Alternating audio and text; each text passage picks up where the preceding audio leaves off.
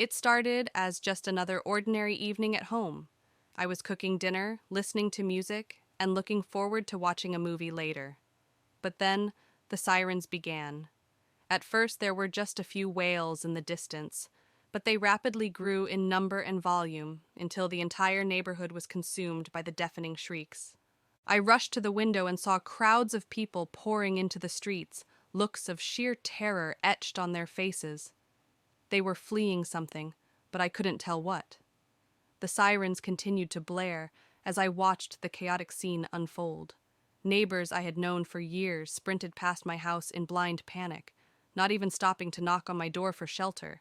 That's when I saw them.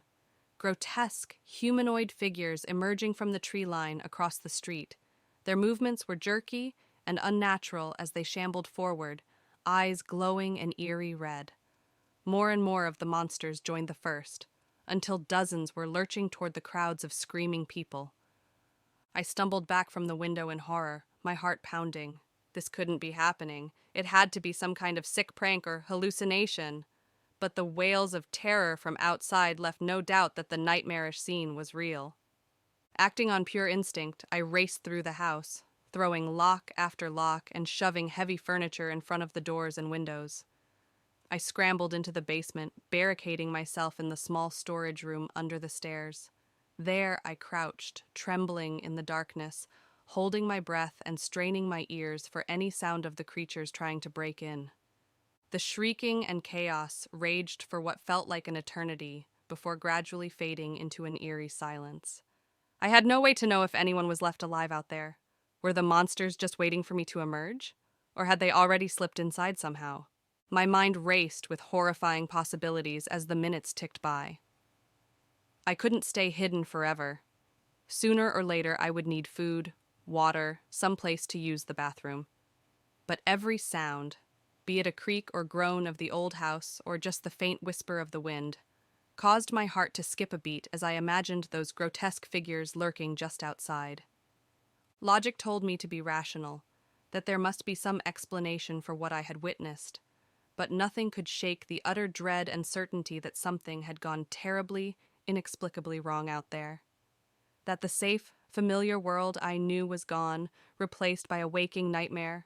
So I remained in my tiny basement hiding spot, peering out through a knothole in the door. The storage room was becoming my prison and sanctuary, shielding me from whatever unspeakable horrors now roamed unchecked outside. I didn't know how long I could endure being entombed like this, but I knew that until I gathered the courage to unbarricade the door and confront what lay beyond, I was trapped. The hours slowly ticked by as I remained cocooned in the pitch-black storage room. My body was cramped and stiff from contorting into the tiny space, but I dared not move for fear of making any sound that might alert the creatures to my hiding spot. Extreme thirst began to set in as time dragged on. My throat felt completely parched, and I kept having to swallow hard to keep from coughing. I knew dehydration would weaken me quickly if I couldn't find water soon, but every creak of the house made me flinch in terror, convinced it was one of those shambling horrors trying to break through. Just as the burning thirst was becoming unbearable, I heard it. A faint scuffling sound right outside the door. I stopped breathing and strained my ears, every muscle in my body tense as a taut wire. More skittering noises, like something being slowly dragged across the floor. Then, a heavy thud against the door itself, as if something had lunged at it. My heart pounded in my ears as I squeezed my eyes shut, silently praying over and over for it to go away. Minutes felt like hours as I waited in abject terror for the door to splinter open. But eventually the noises receded, and an uneasy silence returned. How long could I actually last down here?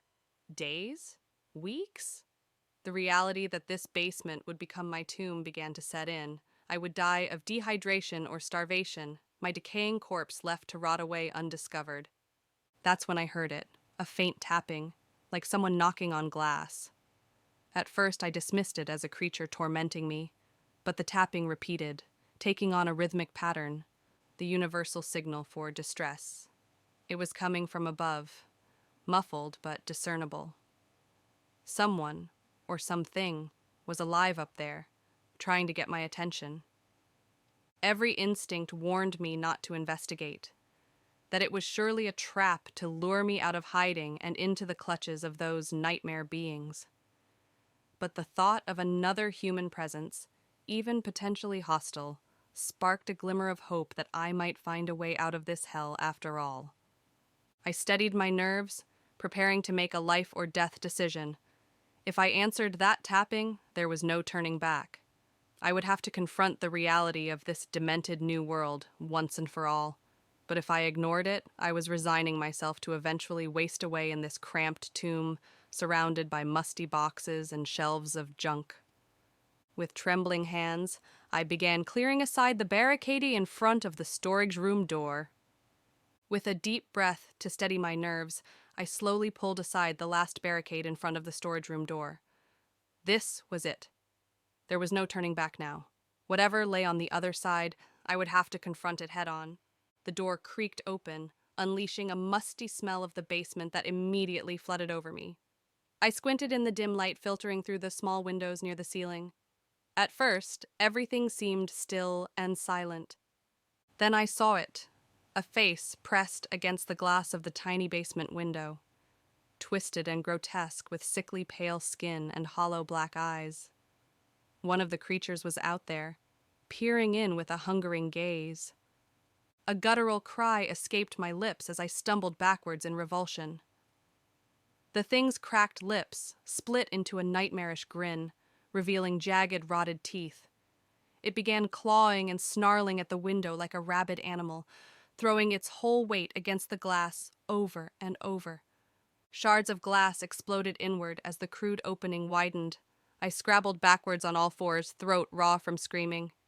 This was it. I was going to die down here in this dank hole, ripped apart by that unholy monstrosity. Suddenly, a deafening roar erupted from the dark stairwell behind me. I spun around just in time to see an immense shadow figure detach itself from the gloom and hurl itself at the creature trying to wriggle through the window opening. The two grisly forms merged into a blur of gnashing claws and snapping jaws as they fought with animalistic fury. I watched in primitive horror, utterly transfixed, as the new beast easily overpowered the emaciated creature, ripping it to shreds with devastating swipes of its mighty claws. When the dusty haze settled, I saw it clearly. A magnificent yet terrifying creature with a muscular feline body and the piercing eyes of an eagle. A griffin, ripped straight from the pages of ancient mythology, crouched over the mangled remains of the lesser creature, those penetrating eyes fixing me with an inscrutable gaze. My mouth worked soundlessly as the griffin approached in a few powerful strides, until we were merely inches apart. I could feel the blistering heat radiating from its body, see my horrified reflection in the molten golden irises regarding me curiously. The griffin reared up on its hind legs, spreading its mighty wings in an explosion of reddish-brown feathers that blotted out the dim light. It threw its head back and released a thunderous cry that shook the very foundations of the house. And in that cry, I heard a resounding truth. I was never alone down here. This guardian, this ancient mythological protector, had been watching over me in the darkness all along as the nightmare unfolded. As quickly as it appeared, the griffin turned and bounded up the stairs in a blur. Its massive wings cleaved the air as it launched itself through the doorway and into the unknown terrors of the world above, a bellowing roar of challenge echoing in its wake. I remained in the basement, trembling and drenched in a cold sweat, knowing I was finally free to emerge under the protection of this primordial force that had kept me alive when all other hope was lost. The true nature of the evil that had clawed its way into our world still remained a mystery. But one thing was certain: so long as the griffin stood sentinel, the fight for the future would continue to rage.